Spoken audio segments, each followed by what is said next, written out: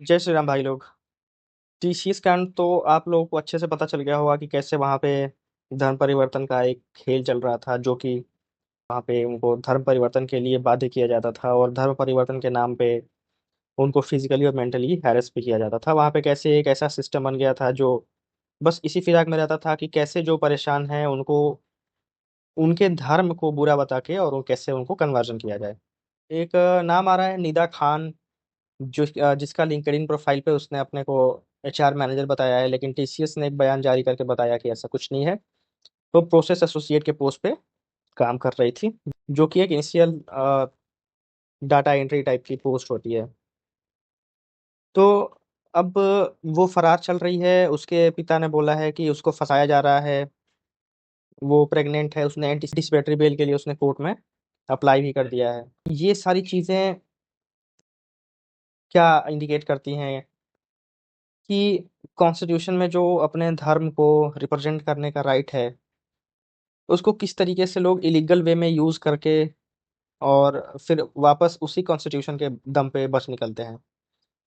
अभी कोई खबर नहीं है, दूसरी कोई ऐसा मिर्च मसाले वाला मीडिया के पास तो ये बात चल रही है और शायद कुछ दिनों तक और चलेगी। लेकिन अभी जैसे ही कोई दूसरी न्यूज़ आती है जो इससे चटपटी होगी, इसको सब लोग भूल जाएंगे। इसमें ध्यान देने वाली बात यह है कि इसमें सतर्क किसको रहना चाहिए।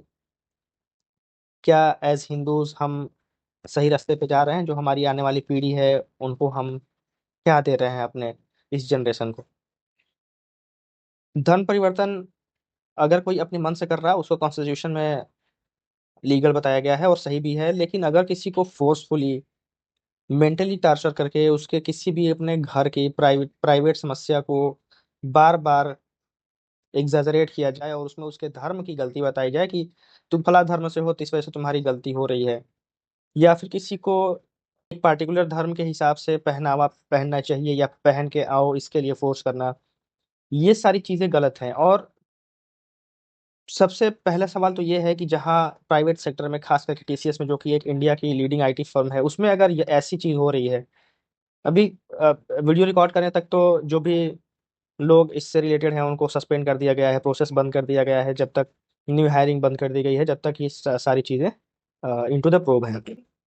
जो अगला सवाल है वो ये आता है कि क्या टीसीएस यहाँ से कुछ सीख लेगा और टीसीएस के साथ साथ और जितनी भी कंपनीज हैं, private sector, private limited companies, private sector की कंपनीज है, क्या वो कुछ इन अपने रूल्स रेगुलेशन को रिव्यू करेंगी, उसमें कुछ बदलाव करेंगी ताकि ऐसी चीज़ों से निपटा जा सके।